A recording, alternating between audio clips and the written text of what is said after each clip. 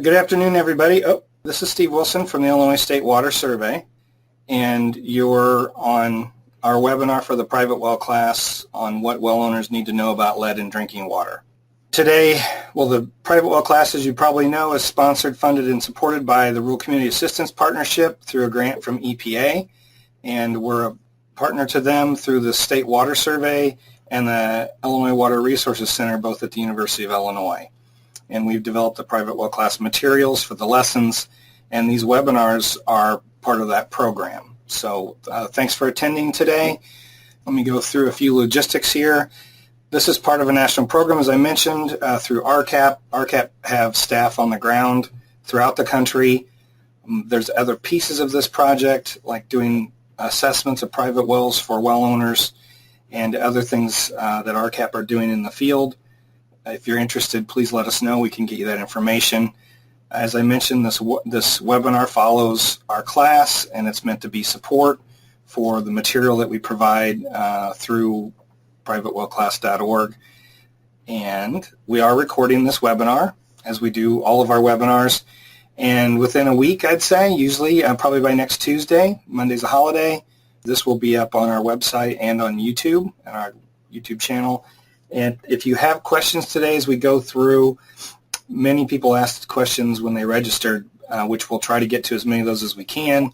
But if you have follow-up questions from something you hear or don't understand from today, please let us know. There's a place on your GoToWebinar screen where you can type in questions. Let me go to the next slide then. A couple things really quick. Today's webinar is about lead, and it's ubiquitous in our culture and our society. It's used for many things. It's probably not realistic to think we can eliminate all the possible sources, so we need to understand where they're at, and that's what we're talking about today. The interesting thing, CDC's come out with this, lead poisoning is 100% preventable. We know what the sources are, even though there used to be a action level, so to speak. That's the wrong term. That's what EPA uses for the lead and copper rule. But experts now believe that there's really no safe level for children because of the developmental effects it can cause. We'll provide more information on that and sources for that information later. So we did receive a bunch of questions, and I want to mention that Jennifer Wilson from the Water Resources Center and Hideyuki Terashima from the Water Survey will both be fielding your questions. When you type them into the question box, we share a Google Doc, and they'll post those. And at the very end, when we get to the last slide, I will bring that Google Doc up and we'll answer whatever questions we've gotten during the webinar. Also, Dan Webb and Chuck Curtis, both chemists at the State Water Survey, are here to help answer your water quality questions. Dan runs our public service lab, which provides sampling for well owners throughout Illinois, and Chuck runs our institutional water treatment program. He works a lot with scale and corrosion issues all over the state for a lot of the state buildings and things in Illinois. And so thanks for everybody for attending and being a part of this today. So I put this in every presentation because we're here to talk about well owners and their issues. Private wells are not regulated, so as a well owner, you're responsible. You're the water operator for your very small drinking water facility. It's up to you to make sure your water's safe and that the system's maintained. So you can't go by taste, color, odor, those things. It can be the best tasting and safest, but contaminants obviously don't necessarily follow those rules. So I grew up on a well, but now I live in a community. I live in Savoy, Illinois, and we pay $40 to $50 a month for our water supply and our drinking water. That's not the cost of the water. That's the cost spread out over all the residents using that water for maintenance, infrastructure, replacing lead service lines where they need to be, and maintaining, doing sampling to ensure that the water they're providing us is safe. So as a well owner, you are responsible for doing that for your own system. One mention about lead. Lead is different than most other things, lead and copper both really, in that they're in our premise plumbing, they can be in our service lines. Most rules for community water supplies apply to the level of a contaminant like arsenic that comes out of the plant. The drinking water treatment plant has to provide water that's less than 10 ppb of arsenic when it leaves. The water leaving treatment plant for a community water supply might have a lead value of 0 or undetectable, when it leaves the plant. But because of older plumbing, because of lead in fixtures and a lot of other things, which we'll talk about today, lead can show up both in any home, both private well or community water supply. So today we're really here to talk about private wells and how we can support private well owners. I noticed there's some of the questions especially are related to non-community systems and some of those things. And so our job is to provide generalized advice based on what we've learned and what we've gathered from other experts for private well owners related to lead. Any health advice you're looking for, you should seek that from your doctor or your local health professional, county health department, local health department, or your state health department. That's their job. I'm a groundwater hydrologist. Dan and Chuck are chemists. We're all in the field, but not health professionals, and really any health advice should come from them. So if you are on a non-community water system like a school or a gas station or a rest area or whatever, you should consult your primacy agency for advice on lead issues. What we provide here doesn't deal with regulations or the Safe Drinking Water Act, though some of that might be mentioned today. And, many non-community systems are really operated like a private well. I certainly grant you that, and we agree. And so there may be some useful information, but your primacy agency is who regulates you, and that's who you should talk to. And if you're on a community water system, so you're just a homeowner who decided to participate today, your first step should be to contact your water utility. If there are any lead issues, if you haven't paid attention to your consumer confidence report that comes out once a year, ask for a copy. It's worth your time to understand. In many areas, there are the water's treated or it's naturally not corrosive, and so there are no issues with leaching of lead, even if you have an older home or you have brass components and all those things. But talk to your utility. They can tell you that's your first step, or your primacy agency in your state can also tell you if there's anything going on at your community water supply. So, and lastly, this is kind of a political issue, as we all know, because of the things that have happened at Flint and other parts of the country. And so I want to make sure it's clear that the views expressed today are solely from us at the private well class, and they haven't been endorsed or reviewed by the US EPA. So on with our webinar. Some sources of information for today's webinar. A lot of federal agencies have some really good, valuable information out there on lead in drinking water, especially in the last year or two. And so we pulled information from CDC, the Centers for Disease Control and Prevention, US EPA, and ATSDR is the Agency for Toxic Substances Disease Registry, So they provide a lot of good information about the basics of lead and lead toxicity, and they're worth the read. In addition to those resources, there are a number of researchers around the country or regulators that are working on these issues. Dr. Kelsey Piper from Virginia Tech not only was involved with the Flint issues, but has been involved in a lot of private well sampling in Virginia and North Carolina, and she's graciously allowed us to use some of her materials from a webinar she did last fall. And Mike Schock is with US EPA ORD. He's a corrosion expert, and he just gave a talk last week at a small systems workshop meant to provide resources and information to states that are working with a lot of small system issues, and I was fortunate enough to be there, and Mike's also provided his talk for us to use some of the relevant pieces out of. So in the end, we've put a bunch of resources together, both from other folks and web pages, and as we get into some of this, related to filters and some of those things, we're going to create a web page that will be at the private well class that'll have a list of all these resources and why they're relevant. That'll take us a few weeks to get done. I apologize if that's not done, but if anyone signed up for this webinar, we will send out an email when that site is up with the URL. And so that should help. So this is from ATSDR's webpage, and it lists the primary sources of lead. It's in order based on contaminant media, alphabetical order, which is why drinking water is listed first. I think it's universally accepted that lead paint is probably one of the primary sources of exposure to lead. Anything before 1978 could have had, a significant amount of lead in the paint.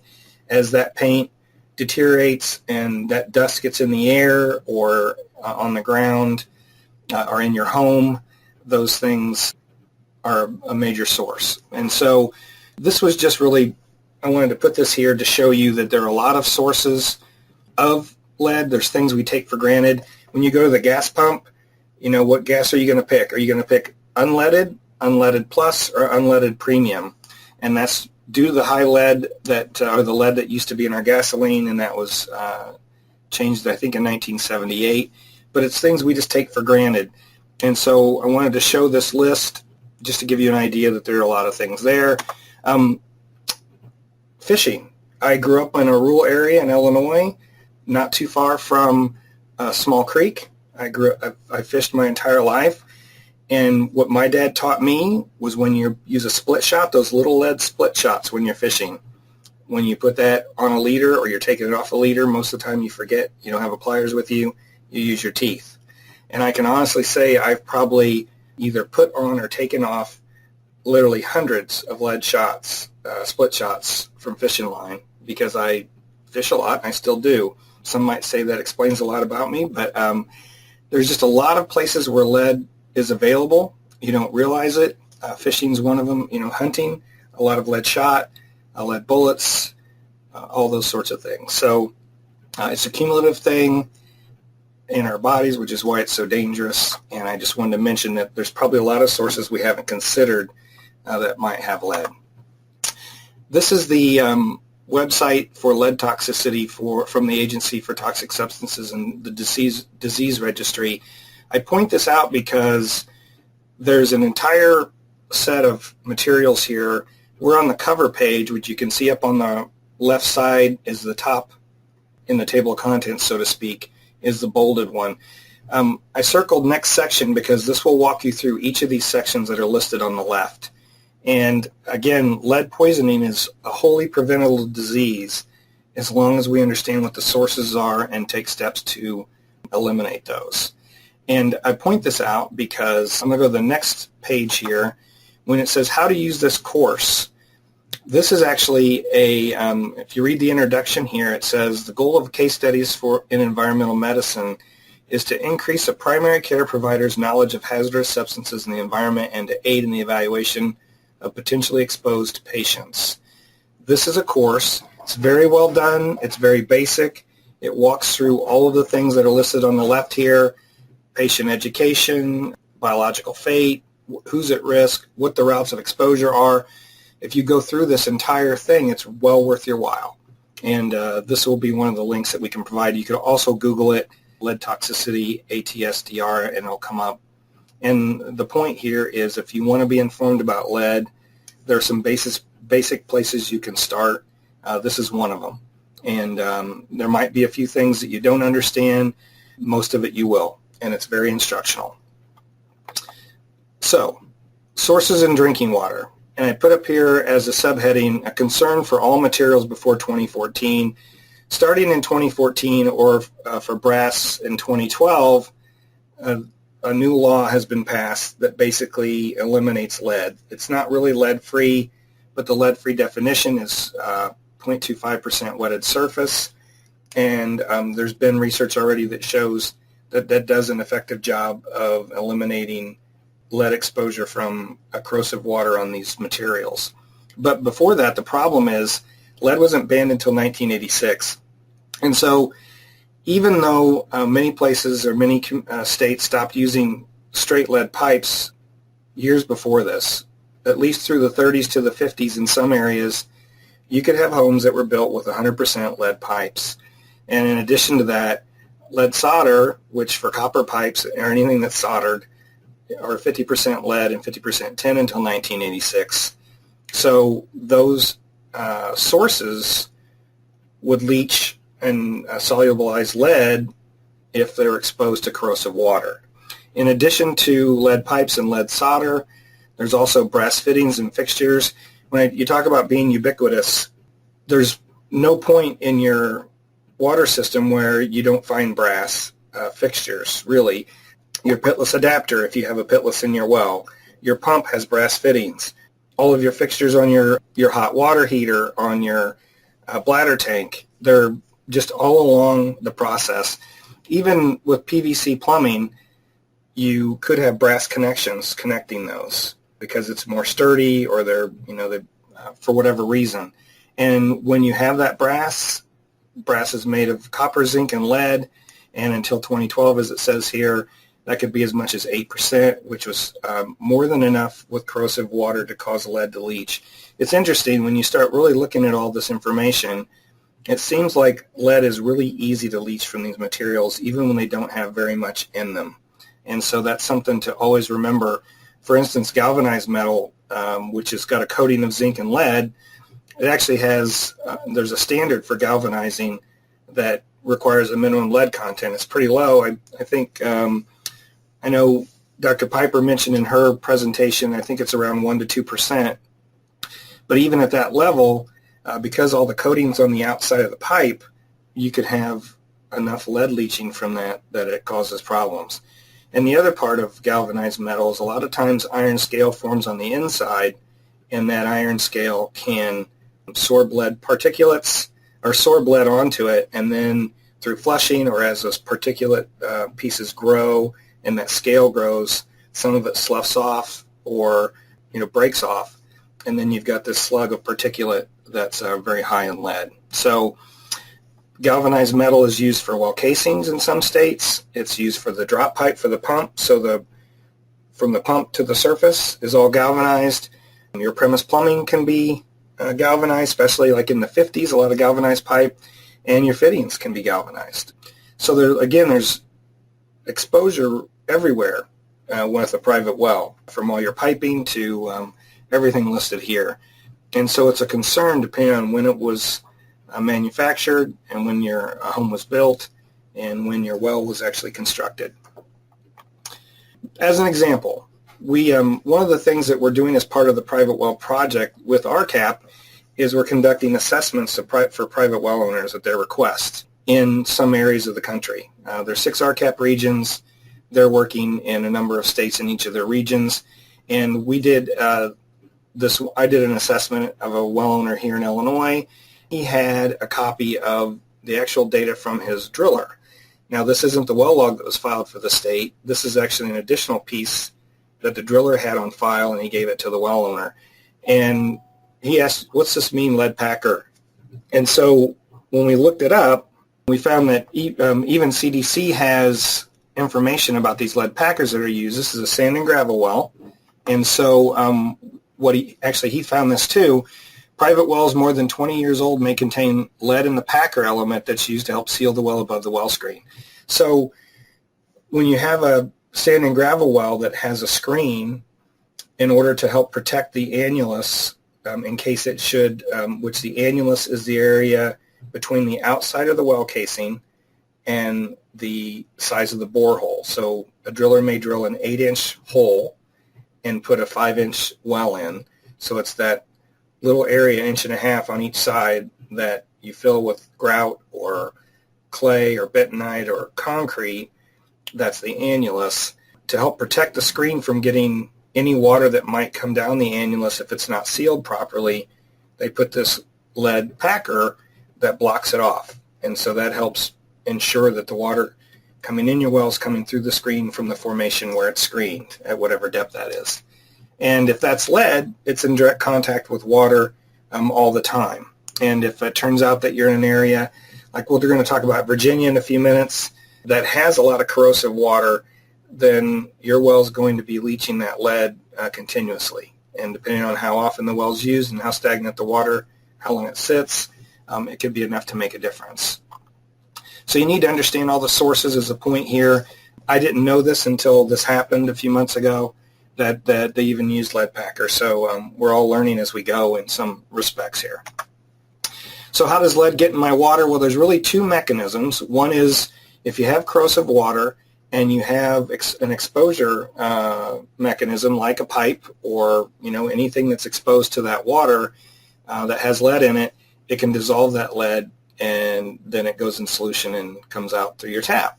And they know from all the work that's been done, the longer it's in contact, so the longer your water sits in those pipes, the more lead it's going to leach. So it's going to increase over time. The other thing that can happen, and I mentioned this a little bit earlier, is that you can have particulate lead, which is, little solid pieces, sediment, if you will, that can flake off of either iron scale, as I mentioned before, or if there's a film or any kind of sediment.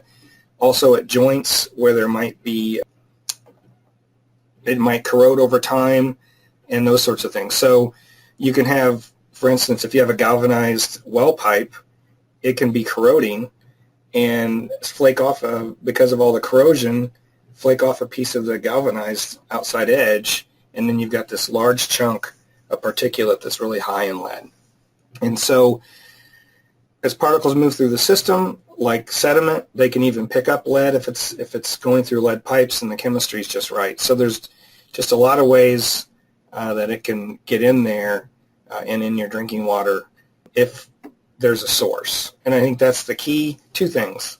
One, there has to be corrosive water to cause lead to leach in the first place. And two, you have to have a source for the lead, meaning your fixtures, all those sorts of things. If someone has a PVC well and a pump that has no leaded components and all PVC piping with no leaded fixtures, then you've eliminated your source, and that's, one thing to do as a best practice if you have a problem. And the other thing is more research now comes out about lead and the mechanisms of lead release. The more scientists realize that there's still a lot we don't know. Just like seamless particulates. When do you get them? When don't you? People think that, well, if they only have a little bit of lead solder, it's probably not going to be a problem. Well, in some cases it is, and it doesn't take a lot of exposure to a source to actually create a lead problem for your drinking water. And like anything else, the more knowledge we gain, the more it seems to complicate the issue. So I want to first talk about Dr. Kelsey Piper, as I mentioned. She's actually now a USDA fellow at Virginia Tech. She was at UNC last fall. The CDC has this private well community of practice, and they have webinars, I believe, every other month. And it's for practitioners, usually a lot of state regulators or folks, state or county level sanitarians that are working on private well issues. And so they bring in a speaker, an expert, every other month. And last September, Kelsey spoke about the work she's been involved in at Virginia Tech, and she highlighted 3 different studies related to private wells and lead. And so she's graciously allowed me to use a few of her slides, and they're really relevant. This is all done in Virginia, and the point here is Virginia has a wide range and a lot of water that's considered corrosive, and so they see a lot of these problems. So because of they have through their extension at Virginia Tech, they have a Virginia Household Water Quality Program, and because of that, they are able to collect a lot of samples. And so this down here at the bottom right, it says N equals 2144, I think. I can't see the second 4.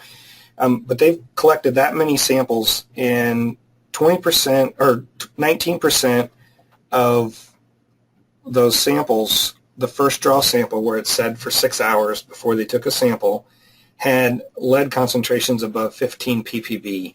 And it should mention, it says here, the EPA action level for the lead and copper rule for a community. The law says that for all the samples they collect at homes at a community water supply, the 90th percentile or less than 10% have to be below 15 ppb in order to be in compliance. And what that means is their water isn't that corrosive necessarily, and most of the homes they've sampled, or 90% of them, have less than 15 ppb. And I think that law was passed in 1993. I know it's being reviewed, and in some ways it's really not relevant to a public water supply or to a private water supply, other than that action level is established by EPA. Their job is to protect our health and those things. So if you look at that 15, again, the black line are all the samples that are first draw, and they flushed each one of these homes for 5 minutes, and then the gray line is the same set of samples, same homes at 5 minutes. So only 0.8 were above that EPA action level after being flushed for 5 minutes. And the good news there is that in most cases, flushing your tap before you get any water to use for cooking or drinking removes most of the lead. And so that's one of the reasons CDC suggests, flushing, so does EPA, not to take a first draw sample if you have any kind of issues with lead pipes or your water might be a little bit corrosive. It doesn't mean it can't be flushed and still drinkable, per se. And what they have in Virginia, which is interesting here, is the Blue Ridge Piedmont is the large blue stripe in the middle there. It's more granite-type rock, and so it doesn't interact with the water very much. It doesn't dissolve things. It doesn't have a chance to change its chemistry.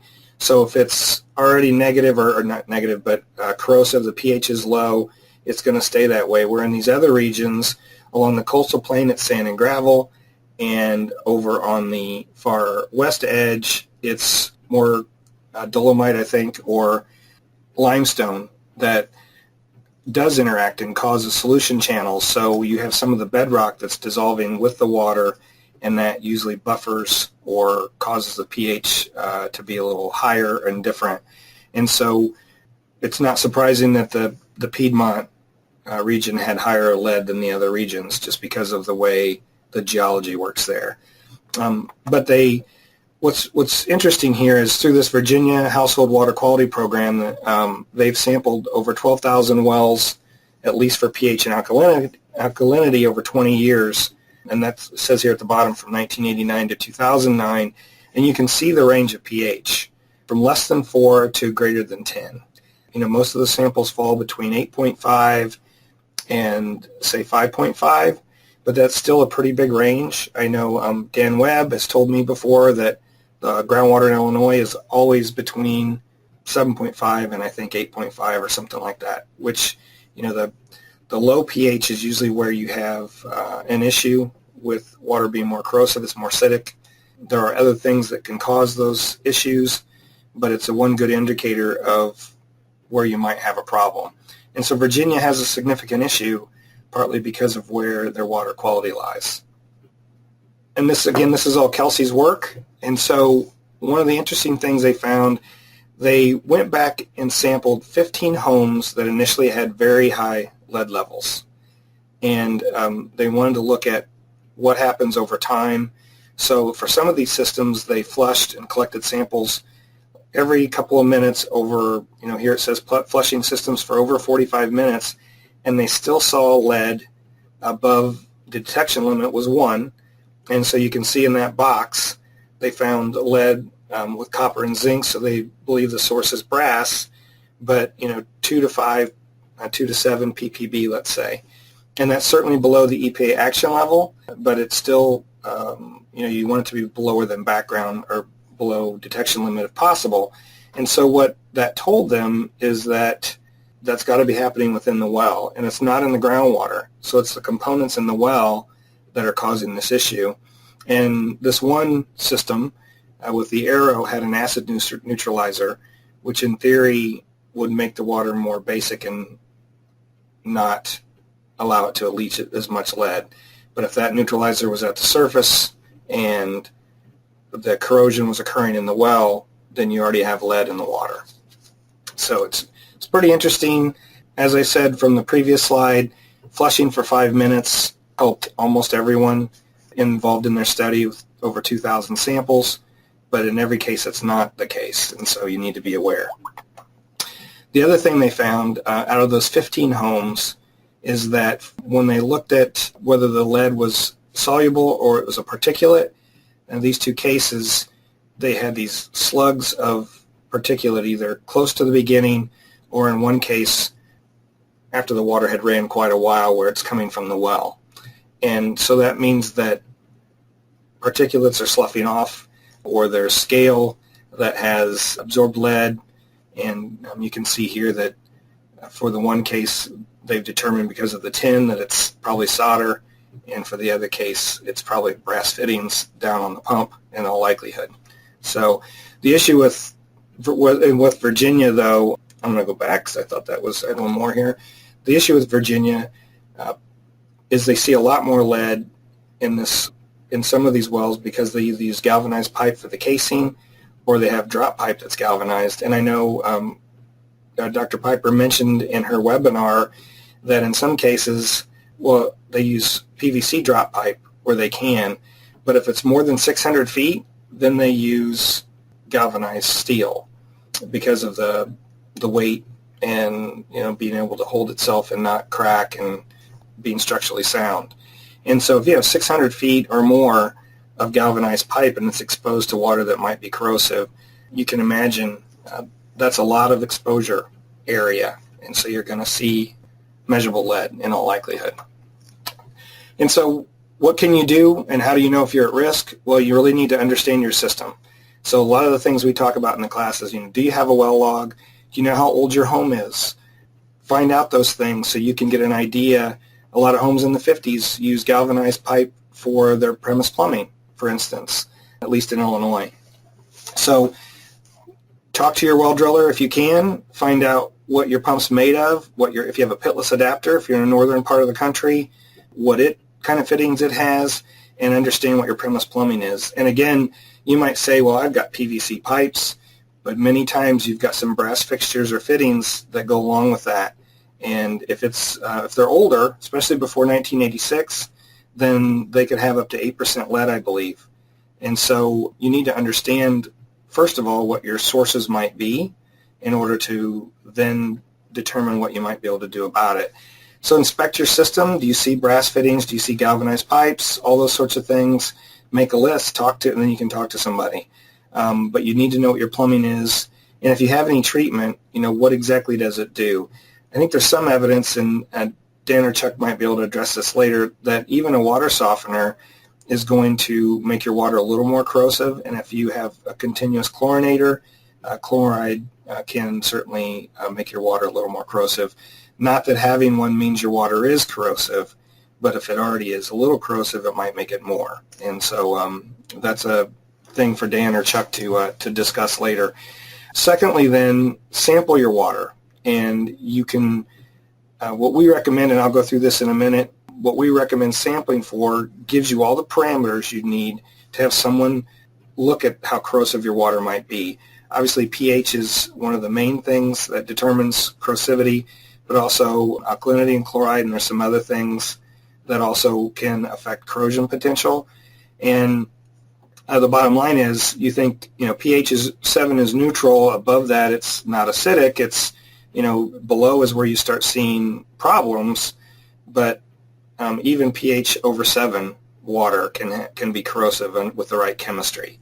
It's all about solubility, which is getting out of my realm of knowledge here. So other things to be concerned about or what to look for, if you have, especially if you have copper pipes, is there any pitting, or if you had a pipe failure? Those things are common when you have corrosive water.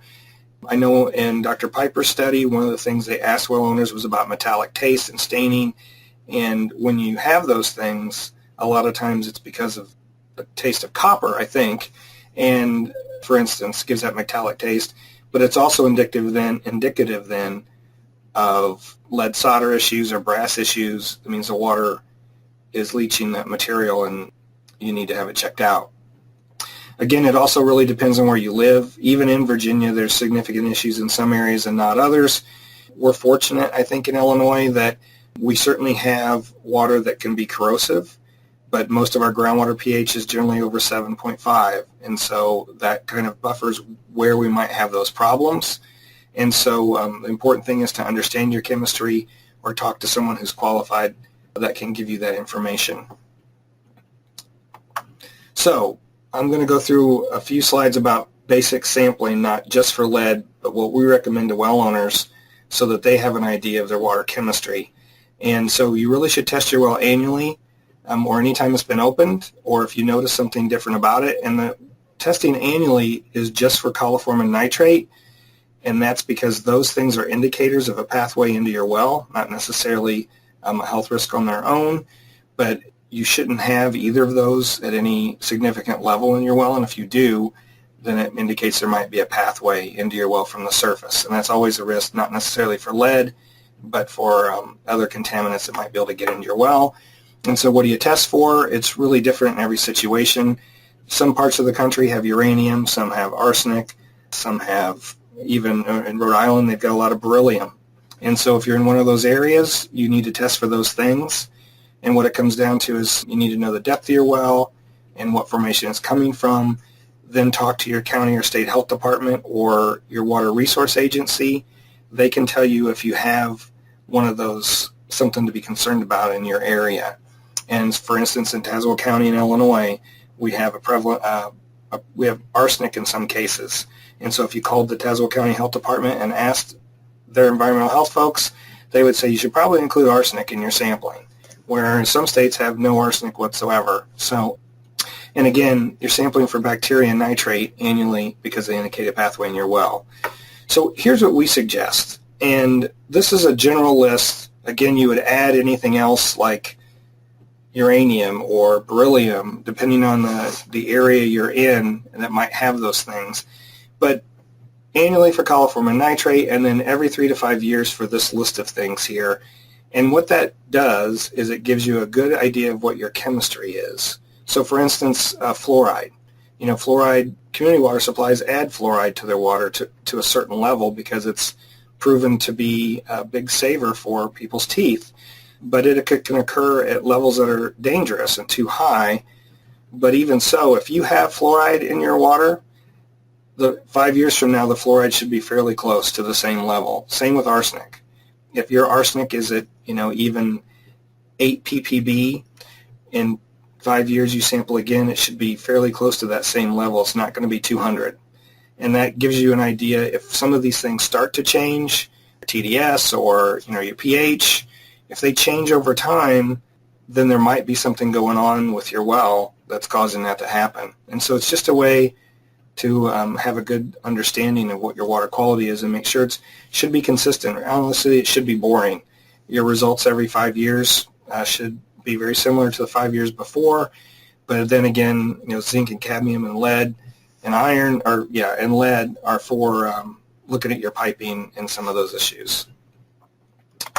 So, as far as interpreting results, there are websites out there. We actually even promote a couple. The New Hampshire Department, I believe, of Health has a new tool that allows you to input all your parameters, and it gives you a qualified answer, or gives you an answer as far as this is over an MCL that the EPA requires for community water supplies, and here's some ways you can treat it and those sorts of things. But we always tell people you can put the wrong unit in. When you're using one of these websites, you can type the wrong number. Take your sample results to your local health department. Let them go through your results with you and explain them to you. That's your best bet. They're there to help you. They aren't there to tell you can't drink your water. They might recommend you don't drink your water, but they're trying to protect your health and your family's health, and that's who you should rely on. So, as far as corrosion potential, my best guess is that I know in Illinois, our lab can evaluate corrosion based on all the parameters we've discussed. I'm not sure that's the case for every lab, especially private labs, that they would have that ability. Corrosion is a difficult thing to really understand if it's not straightforward like low pH, because sometimes solubilities change depending on what's in the water. And so as a testament to that, I guess, there are several different corrosion indices that chemists use to evaluate how corrosive things are. And in some cases, one might suggest that the water might be scale forming instead of corrosive, where another one says, no, that's going to be corrosive.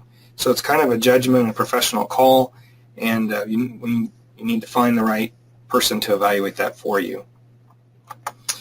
So moving on to the next step then, Mike Schock, who's with the US EPA in Cincinnati, gave a talk I mentioned earlier at this workshop last week in Cincinnati. I was fortunate enough to be there.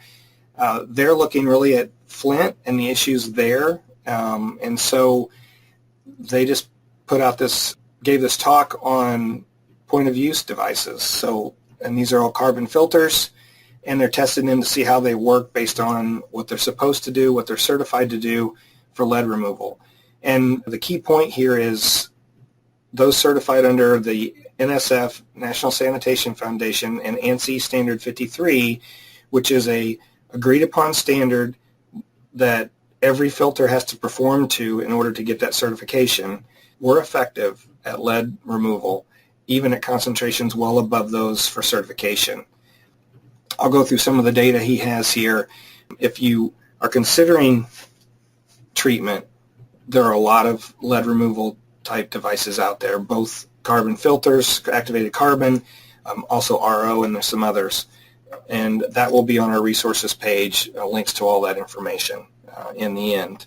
So these are 210 samples that they took in Flint. So these are not private wells, but these are homes where you can see the bottom line here that goes straight across are the raw unfiltered values of lead for those 210 samples.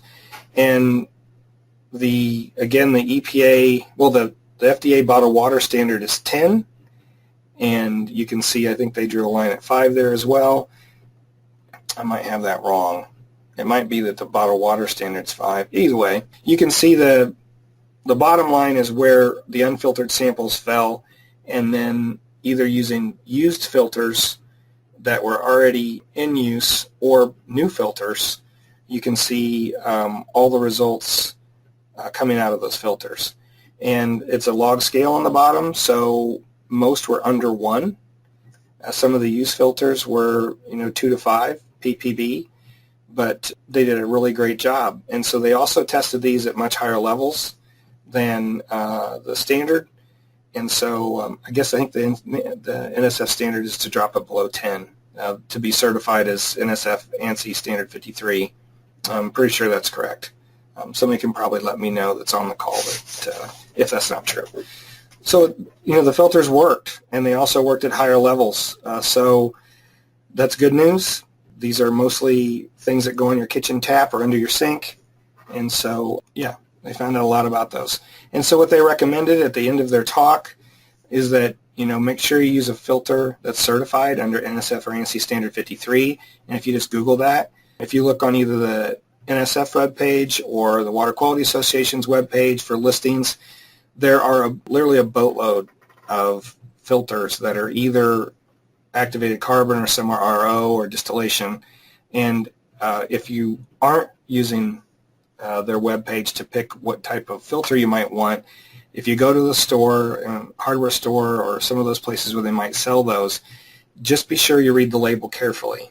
And on the box, there'll be a certification seal that's either NSF, it might be UL for Underwriters Laboratory, I'm not sure, or the Water Quality Association. And that seal will say it meets, it's certified under NSF ANSI standard 53. So, yeah. Anyway, that's the critical thing if you're going to add any kind of filter or treatment, is to make sure that you buy a device that is certified and you know it works. They'll probably be a little more expensive, and companies do sell uncertified equipment and may make claims as to what they will or won't take out. I would not take the chance if it's not certified. Yeah, and a second thing they recommended is if you can't install it yourself or you're uncomfortable installing it yourself, you can have a professional install a device. Hopefully, that's an added expense, and so we certainly recommend that if you do have the wherewithal to install it correctly, you should go ahead and do that. But if you're uncomfortable and you want to make sure that it is put in properly, then you should consider having someone install it for you. And you should test the water both before and after installation so that you're sure that it's actually doing what it's supposed to do. If not, there may be some simple issue with a cartridge or whatever that will solve your problem. And lastly, I mentioned we're going to develop a web page that will have a lot of these resources. Learn all you can. If you're concerned about lead or any other contaminant, EPA, NSF, Water Quality Association have materials all about treatment devices for different standards, and you should become familiar with those things, as well as understand what your sources are. Like for lead, we went through that today. And, there's other types of treatment if you don't want to use a carbon filter as well. So that's what I have for the presentation part of today's webinar. We did receive a lot of questions in advance. So what I'm going to do is start going through those, and I'm going to get Dan and Chuck involved here as we go through these. And if you guys have anything to add, please feel free to do so. I mentioned we're developing a web page for questions. We're developing an FAQ. So we do a webinar once a month, and we get a lot of questions every time. And so actually Hideyuki's developed an FAQ page for us. We're just working on getting all the questions and answers populated before we release it. So eventually there'll be a site on privatewellclass.org where you can go to, and the questions answered today, plus some of the questions we might not get to today, should all be answered there, or they will be. So, oh, and I messed up here. I put Katie will take your questions. Katie's not with us today, and so Hideyuki's doing the questions for us. And at the very end, I'll pull up a Google document that has any of the questions that folks have been asked today. All right. So, Dan and Chuck, can you both hear me? Yes, I can. All right, great, thank you. So going back to how does lead get in your water supply, well, I included this in here because we have talked about all the major processes as far as how lead gets in your water. It's because of your source, corrosive water. Chuck had provided me some additional points about things that people need to consider that he sees through this through the institutional water treatment program, and mainly that lead leaches more readily from hot water, so you should always use cold water for cooking and drinking. It might sit longer in your hot water tank if it's exposed to brass fittings and those sorts of things, and it gives it more opportunity for leaching. So in addition to flushing, you should always use cold water for your drinking and cooking. And the other point he made is that if you do have sediment, either in a holding tank or if in your bladder tank, and you have a sediment filter, those sediments can have lead on them if you have lead piping and those things. So just keep them cleaned out. Anything else, you guys? Even just cleaning out your faucet screen, Oh. you know, where it'll collect some sediment, you know, just clean that out too. I didn't have anything else, Steve. I thought you did a pretty good job. All right. So what the EPA action level for lead is 15 ppb, and that's in 10% of the homes sampled under the Safe Drinking Water Act. What about homeowners with private wells? So the real question was, what do we recommend for an action level for private wells? That's not a question for us to answer. Really, you need to talk to your doctor and your local health department or local health professionals. Ask them what they recommend. As I mentioned earlier, you know, CDC states that there's no safe blood level has been identified for children.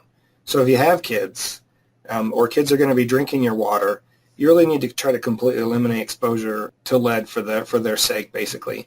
Recently, the children's blood level it was called the, quote, level of concern from CDC, was 10 micrograms per deciliter in blood, and they've lowered that, I think, in 2012 or so to 5.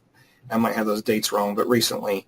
And that's the way they measure that is they look at 97.5% of the children tested, that upper 2.5% limit. And it used to be 10, and now they've dropped it to 5.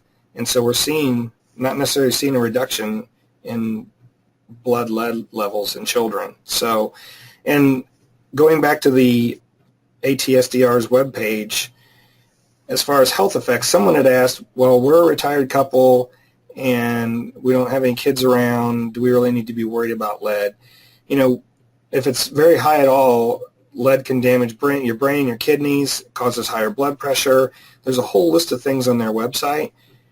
Children are definitely more vulnerable than adults are, according to all the health professionals like CDC, but there's certainly things that it can cause if it goes unchecked. And so my advice would always be to sample and make sure that you're not, you know, a few of those samples like that were on Dr. Piper's slide or even on Mike Schock's slide had lead levels that are 1,000 ppb or higher.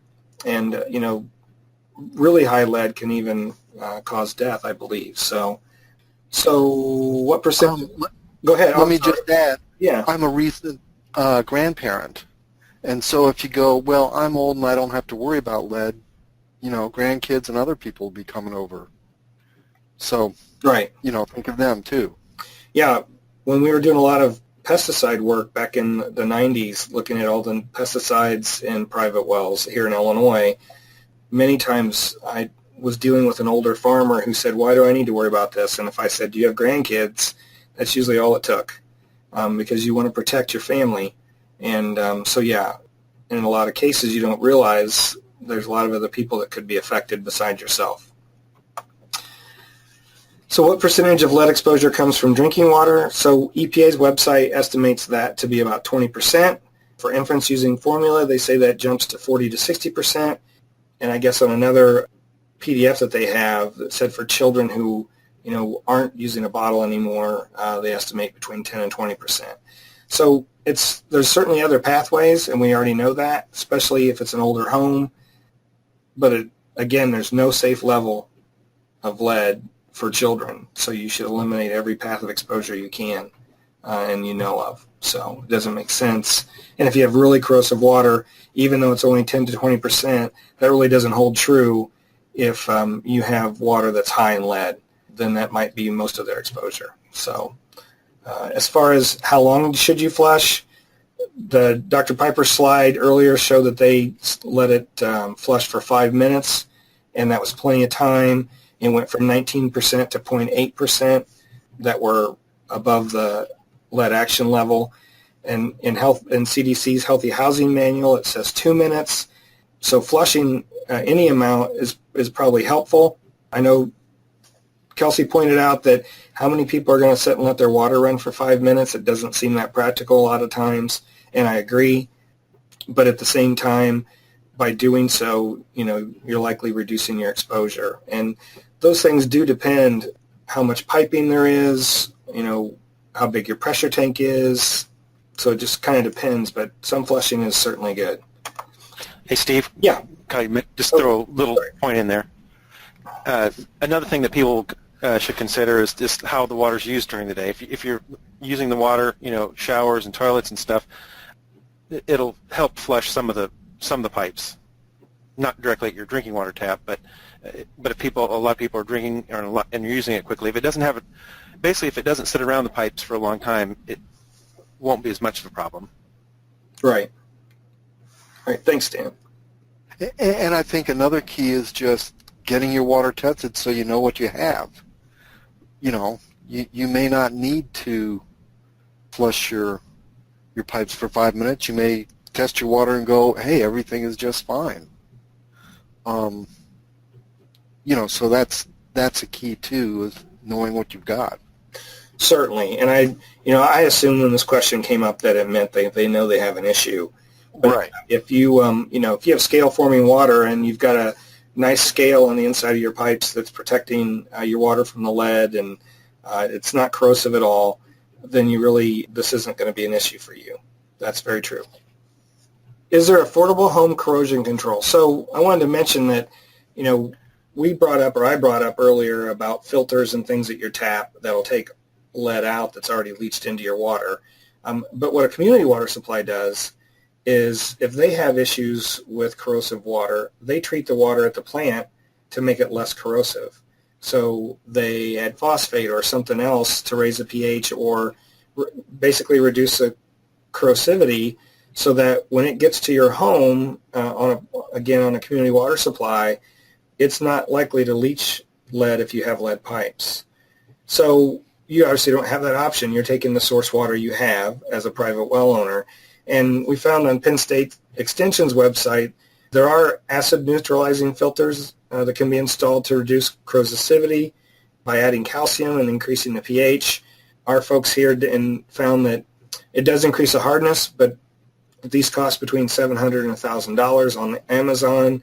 There's also soda ash feeders that they found on some commercial sites that range from $800 to $1,700. And there are certain situations, depending on what the pH is and the level of hardness already in your water, where one of those would work better than the other. And so where this probably wouldn't help a lot is where you have corrosive water in your well and you've got galvanized pipe or brass fittings and the well water itself has already come into the surface with an amount of lead in it. This would prevent your indoor plumbing, if you put treatment outside your house, from causing more corrosion. So you need to understand those things in order to decide if that's a good option for you or not.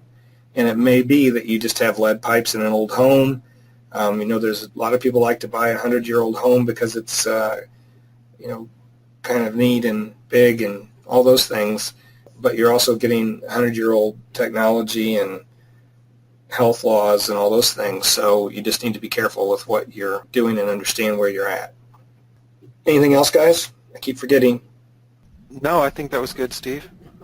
I don't have a lot of experience with these different pH adjusters and feed units, but I would think, especially in areas where they know there's corrosion, I would talk to water treatment dealers. They probably have a good idea of what's going on in the area. Okay. So is there, one of the other questions we got, and these are all questions that folks who sign up for the webinar asked, is there a relationship between lead and microbial content? Not really that we're aware of, and when you think about how exposure to lead and how that gets in your water versus how bacteria might get in your water, they're really two different mechanisms of exposure. You wouldn't expect there to be any kind of relationship there. So, and I know there's information about biofilms on the inside of pipes and how that might affect things, but you shouldn't have those in your system anyway. So, yeah, there really isn't that we know of. And where can I get my water tested? Your state drinking water agency, for instance, in Illinois, it's the Illinois Environmental Protection Agency, has a list on their website of certified labs. And if you, for your state, if you want to find it, you can either do state name, drinking water primacy agency or something like that, or you can say Certified Labs US EPA, and on the EPA's webpage they have a list for each state of the labs that are certified to do drinking water analysis for all their community water supplies. And some of those labs may not do private well samples, but most will. The reason you would use a certified lab is they've gone to the effort to be certified, so that that gives you some confidence that they're using the right methods and the right approach and they have the right equipment and they're doing things the right way, and they've been approved, so to speak, by the US EPA to provide those analyses. If you find lead in your well, can it be treated, and how far away would you have to go to drill a new well? And I'm assuming if you're thinking about drilling a new well, that means that your lead is a source in the ground. There are certainly lead isn't found naturally, just not very many places.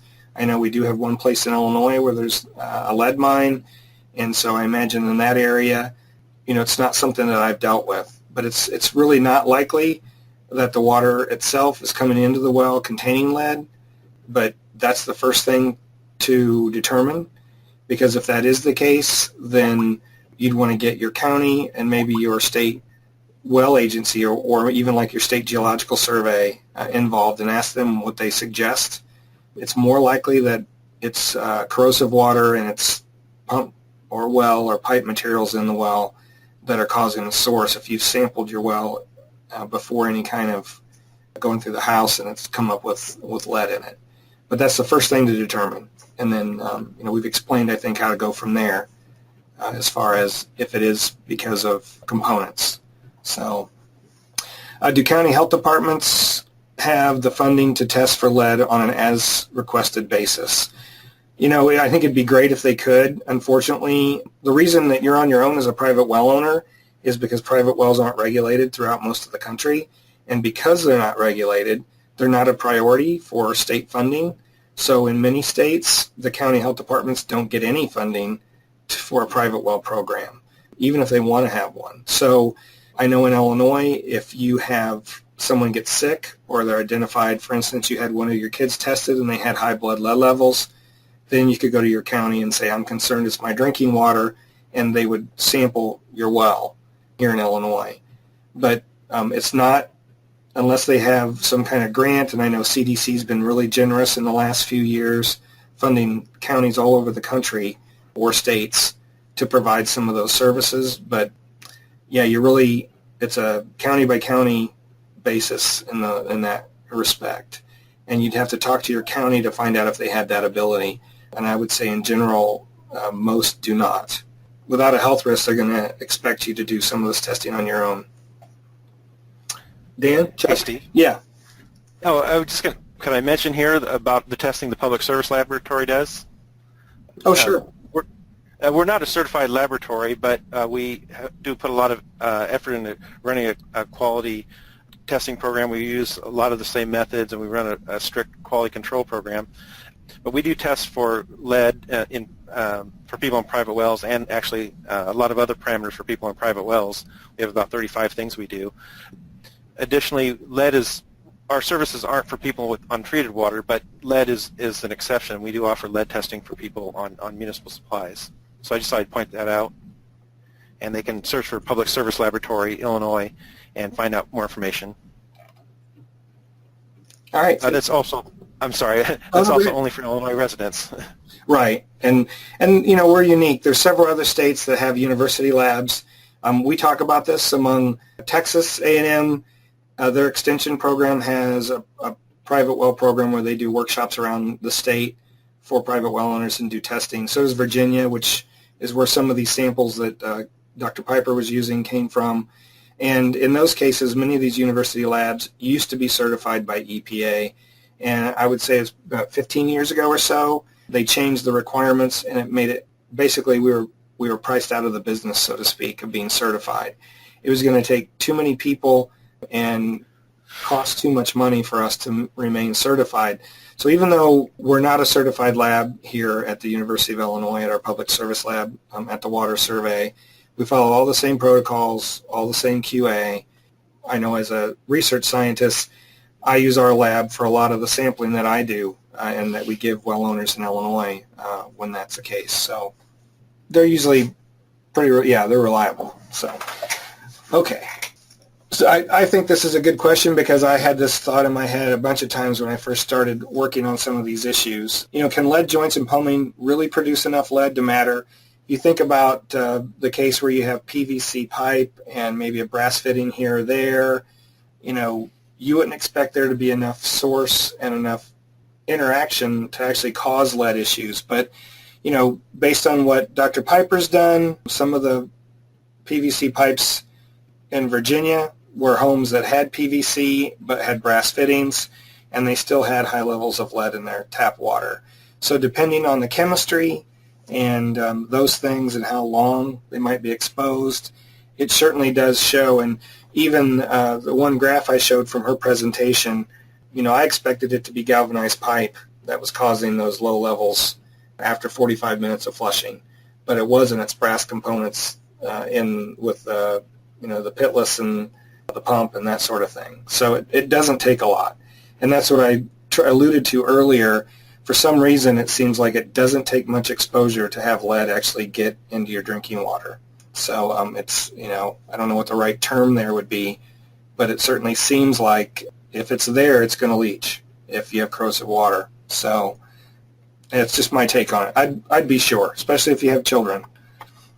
So a little bit, that's all the questions that were asked in advance. We do have a number of questions that people have asked during the webinar, so we'll get to those in a minute. I do want to say a little bit about the private well class. If this is a webinar that you heard about and it's the first time you've been on here with us, we do these once a month. But this is all based on a 10-lesson class that we developed for well owners. If you go to privatewellclass.org and there's a place to sign up, it says sign up by email. It sends you one lesson a week for 10 weeks, and it walks you through here's how water flows in the ground in lesson 1 and the hydrologic cycle and actually how water gets in your well all the way through. If you're going to need treatment in lesson 10, here's some things to consider and to be aware of. So, it's been well received, is the best thing I can say, I guess. We've had 5,000 or so people around the country take it in the last 3.5 years or so. And we do provide a lot of other resources. In addition, we record all these webinars. We've created short videos that are on a specific topic, like how does my well work, or what is a dug well, or what do I do after a flood, things like that. And we provide additional resources for some of the stakeholders that work with well owners, like realtors, labs, and environmental health professionals. So we created these podcasts that go along with the lessons. We've only got some of those done. And then we have some partner resources so that if you're a health professional or someone who works with well owners, like at Extension or Stormwater Conservation District, someplace like that, we provide information through a newsletter every month and certainly give you folks a heads up about anything that we're going to be doing. So, we're trying to reach out nationally and work locally, if that's the right term, in order to help get information to well owners that need it. This is the page where you'd sign up. The only thing they ask, or we ask, is for your email address, your first name, and what state you live in. And really the asking the state is so that we can show EPA and RCAP can show EPA through our grant funding process that we really are reaching out around the country, and actually folks from other countries are using this as well. And so that's all it takes. We're not after any of your information. And this is the front page. I mentioned the Learn by Email on the left. We have podcasts, and the Learn by Video is where you can find the webinars and also those short videos I mentioned. And for each lesson, one of the things we've done is we've looked at what others have done. Extension, state agencies, health departments.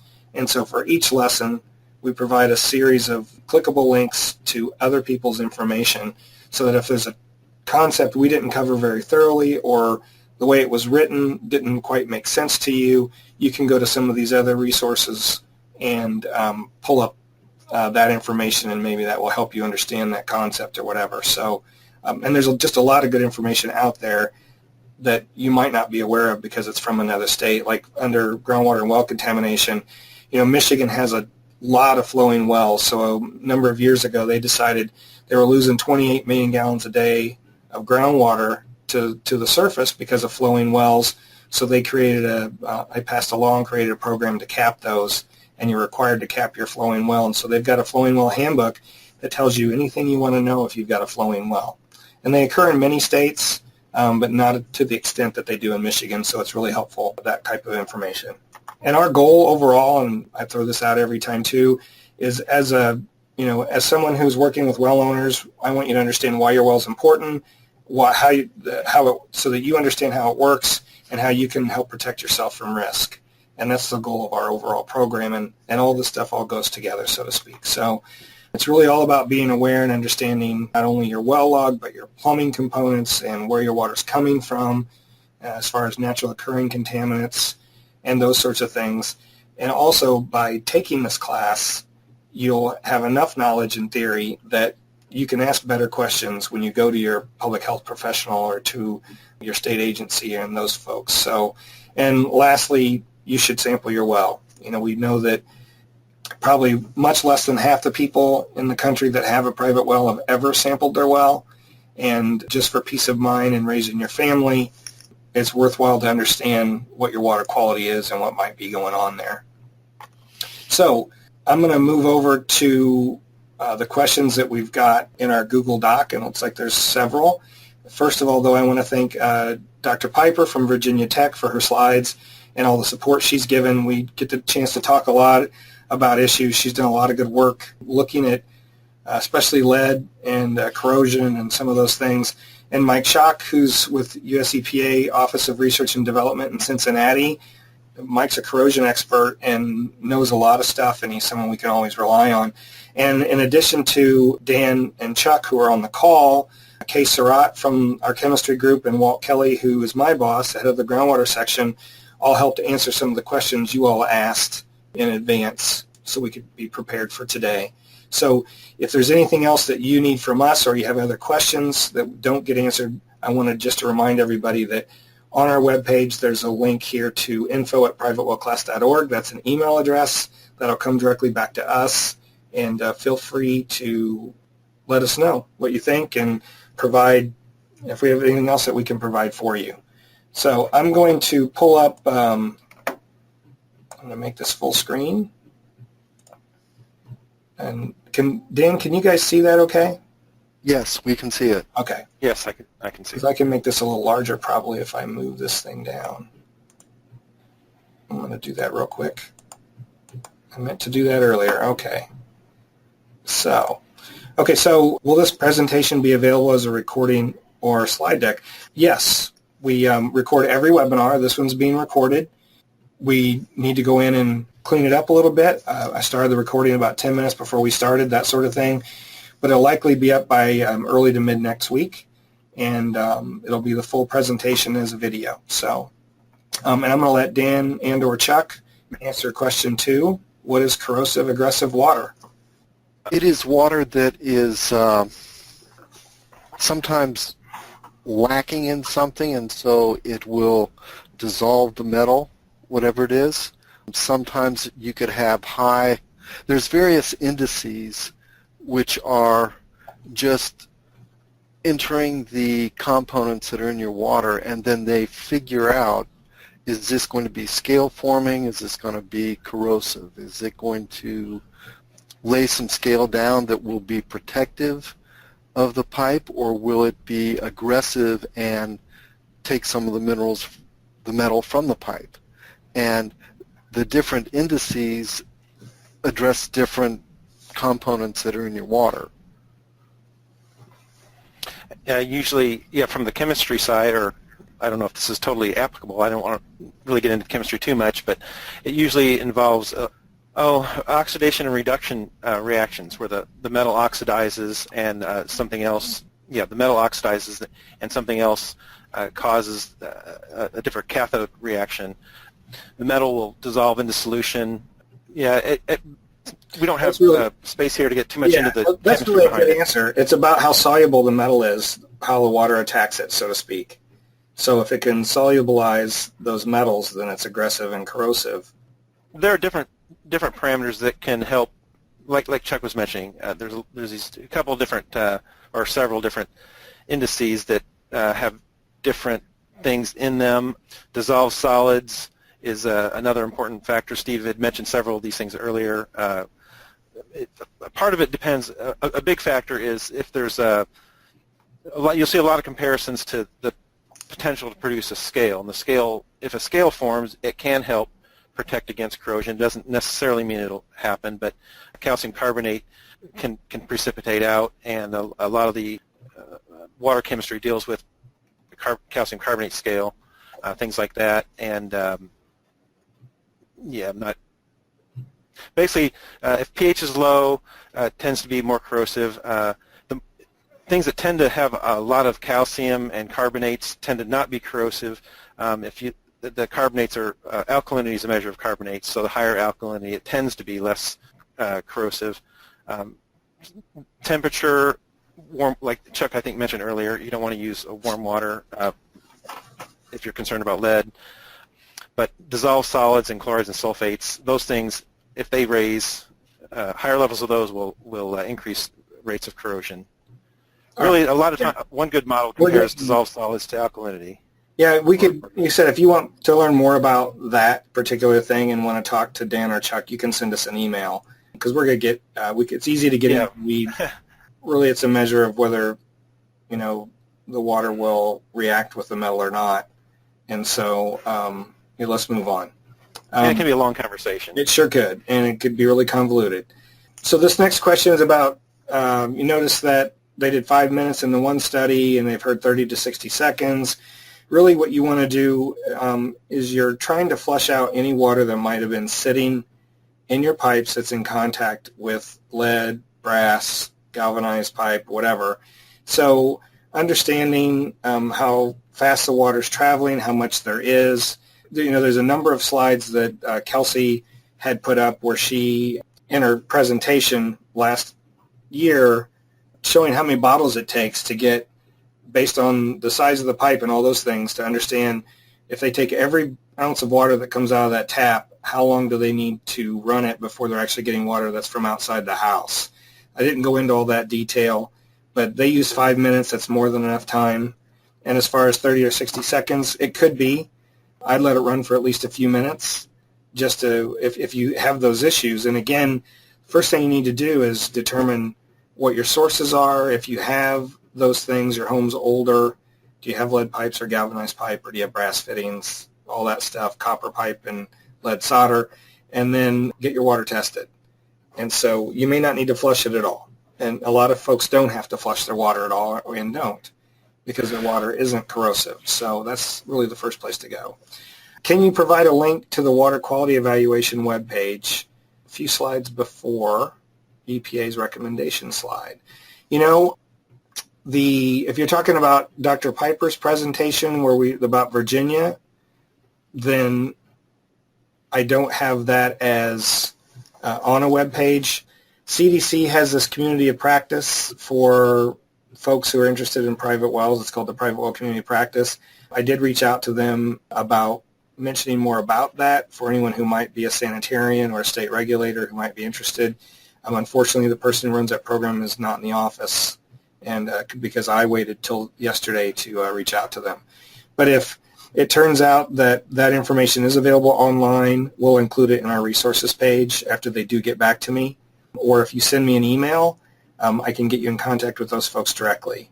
So, because it's a really good program as far as they provide, I think there's probably at least 200 people around the country who belong to that work group, and really CDC is providing resources to them every other month through a presentation like Dr. Piper's that gives them information they might not have had that they can use as they dig into these issues. So, you recommend people contact their health department for explanation of well testing results. Why not also recommend soil and water conservation districts? Well, what I'm talking about when I say a health department are looking at the test results from a health perspective. And unless the soil and water conservation district has a health professional there, that wouldn't be what I'd recommend. Soil and water conservation district, like myself, I'm a groundwater hydrologist. I can certainly look at a water quality analysis and say some things about the well, but my job is not to provide health advice, and I would be outside my professional, whatever you want to call it, if I did. If I'm misunderstanding the question, let me know, but really that's what I was referring to, is getting their testing results looked at from a public health standpoint, public safety or health safety standpoint. And that really should be done by a health professional. So if I have a new instant water heater, can I use hot water from the faucet to cook and drink? I'm going to say no, because I know hot water has other minerals that get in it and all those things, but I'm not a chemist. And so Dan and Chuck, tell me why that's a bad idea. My first thought is if it's an instant hot water heater that replaces your traditional hot water heater, then I would say no, because you've got the same issue of that hot water going through the pipe. Perhaps if it's I know of instant hot water heaters that are just under the sink that are made for, making tea, I would think in that case I would let some of the water run, do a flush of it. I would think you could probably use it then. If the basis of the question is whether or not the heaters have lead components in them, I don't know for sure. I don't know if they're glass lined or how they work. Otherwise, I'd treat it just like I would any other hot water. All right. Thank you, guys. The next question says, could you provide an article that would encourage everyone, even city water homeowners, to test for lead because of the fittings in their house? It would be good to put in all of our local newspapers. There's so much news out there about lead, and I'm sure, well, I won't say I'm sure. Really, it's your responsibility, not to say that there's been a ton of articles out there from people a lot more knowledgeable than I am about lead and the issues related to it. And so I don't know what another article would do. And the problem is not every community, matter of fact, most communities, at least in our state, don't have a lead issue. There are a few that do. But, it really would be bad advice, in my opinion, to tell everyone they should sample, because everyone doesn't need to sample. And especially for city water folks, understanding whether their water might be corrosive or not is really the first step. And, Chuck's job is to go around the state of Illinois and inspect and work with all of the state buildings where they may have large boilers and those things. And Chuck, correct me if I'm wrong, but it seems like most of our problem is about scale formation, which is the opposite problem to be having corrosive water. And so, really just need to understand your source and if there might be corrosion. And, that's what was meant to be my take-home message today, is you should sample and understand whether your water might be corrosive or not. Because if it's not corrosive, you can have straight lead pipes from 100 years ago, and they probably got scale buildup on the inside of them that protects the water from even being in contact with lead. So I hope that answers your question, or makes sense at least. Anything to add, guys? Scale is probably the primary thing that we come in contact with, but there are a few locations throughout the state of municipal water that is very corrosive. Right. But it's not, it's not everywhere. And, in some states No, it may be. it's not. It may be more, it depends on, again, understanding where your groundwater might have that issue or tend to be corrosive. So, just to put a number to it, I would say there's probably 5 or 6 places throughout the state that have corrosive water, and we probably go to 50 different locations. yeah. And there are likely states where that may be flipped. Right. And so that's what matters, is understanding those issues.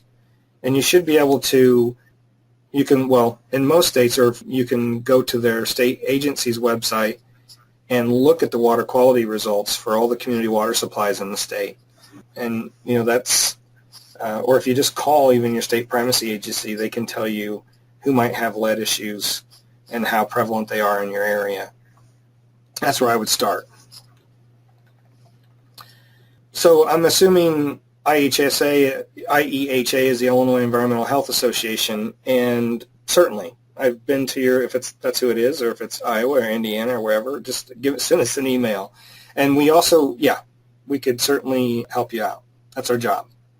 So, okay, so 10 PV is the reduction standard under NSF 53 certified. Okay, yeah. Oh, thank you. Whoever said, in case I missed you saying this, please remind people to change the POU filters as required. One of the things I meant to put in this talk, and I just completely forgot it, is any kind of treatment device, whether it's a sediment filter or whatever, only works as good as it's maintained. And I've actually had a state person who runs their private well program ask me not to put any information in about home treatment devices, because he runs into more cases where people don't change the filter, don't maintain it the way they're supposed to, don't do what they need to make sure that's working properly, and in some cases it can cause other health problems. Some of those filters can harbor bacteria, for instance. So this is a really important point. If you're going to add treatment, you need to be prepared and willing to buy additional cartridges or buy additional whatever media, do what you're supposed to do, flush it when you need to, all of those things. And I can't stress that enough. Thank you, whoever said that.